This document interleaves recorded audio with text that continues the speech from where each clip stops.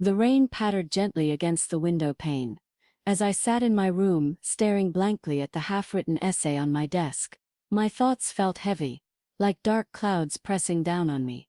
Ever since my mom remarried, everything had shifted. Our once peaceful home in North London now felt foreign and cramped. I loved my mom deeply, but blending families was proving to be much harder than I'd imagined. James, my stepbrother, barely exchanged words with me. He was a year older, quiet, serious, and always kept to himself. I couldn't tell if his distance was intentional or if he simply didn't know how to connect with me. Either way, we avoided each other as much as possible.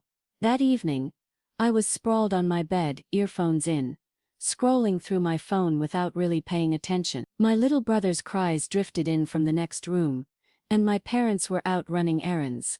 I felt restless, like I didn't quite belong here. A sudden knock on my door startled me. Before I could respond, James pushed it open slightly and stepped inside. "Hey," he said, his voice low. He held one of my books in his hand. "You left this in the kitchen," he added, placing it on my desk. "Oh, thanks," I muttered, expecting him to leave. But instead he lingered. "You okay?" he asked, his eyes flicking between me and the clutter on my desk. "I'm fine," I lied. "You sure?" His tone softened. "You've seemed off lately." I hesitated. "It's just everything's different now. This house, this family, it feels like I'm living someone else's life." James shifted uncomfortably, shoving his hands into his pocket. "Yeah," he said quietly. "I get that." I looked at him, surprised. "It's weird," he continued. "It's not exactly easy for me either." He paused.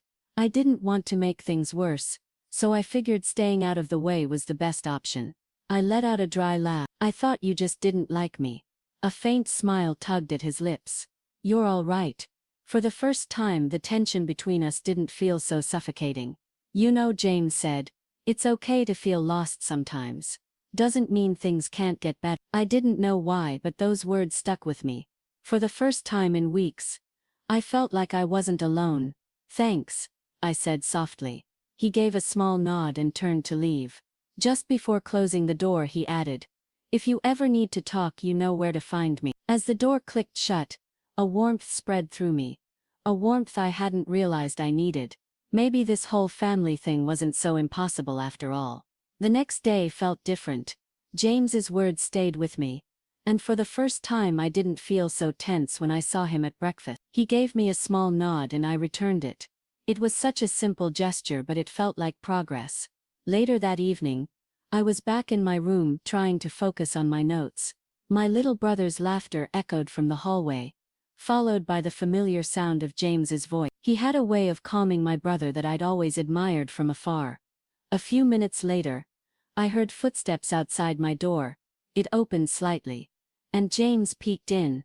"Hey, you busy?" "Not really," I said, closing my textbook.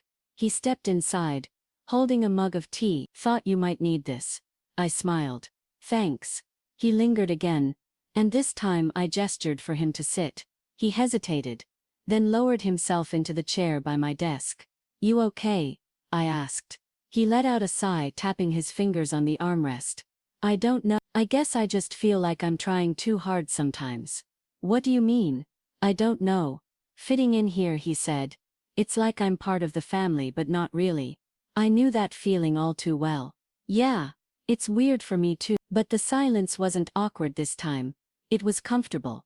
"I remember when your mom married my dad," James said quietly. "I kept telling myself I'd stay out of the way so things wouldn't get messy." He paused. "But I guess I ended up making things harder." I shook my head. "You didn't. I mean, I never really tried either." He gave a small smile. "Guess we're both bad at this whole sibling thing." We laughed, and it felt natural, easy even. "Hey," I said after a moment. "If you're tired of hiding out in your room all the time, you can always hang out here." His words stayed with me long after he was gone.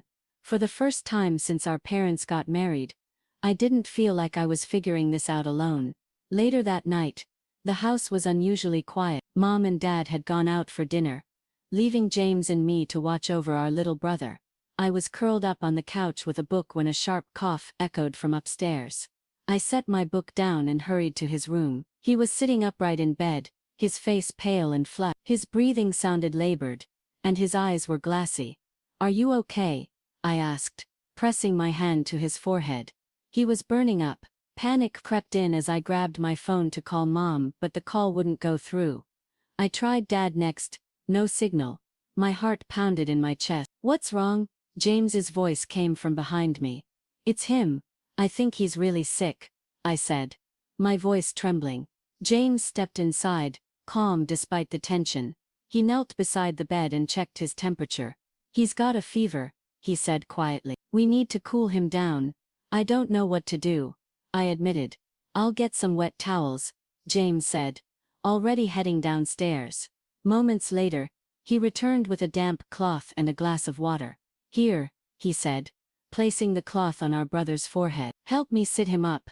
We propped him up gently, and James coaxed him to sip some water. His voice was steady, patient and reassuring. "You're all right, buddy," he whispered. "I've got you."